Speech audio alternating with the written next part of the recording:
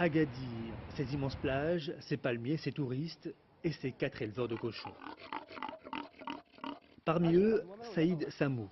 En 1988, la grippe aviaire a décimé ses poulets.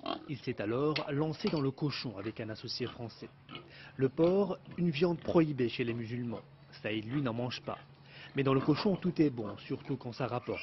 Son élevage de 250 têtes n'est donc qu'un début.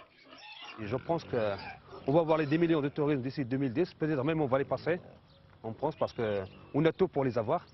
Puis nous, on pense à doubler, quoi. On pense doubler notre production. S'il y a des touristes, il faut bien qu'il y ait des cochons. En clair, quand le tourisme va, le cochon va. C'est aussi la devise de Jean-Yves Chriki. Lui possède 1000 porcs et une fabrique de charcuterie qui tourne à plein régime. Son chiffre d'affaires a même doublé en 3 ans.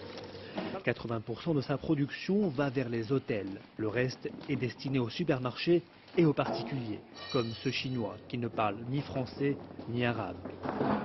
Tu veux la poitrine? Fumer? Mandon. Fumer.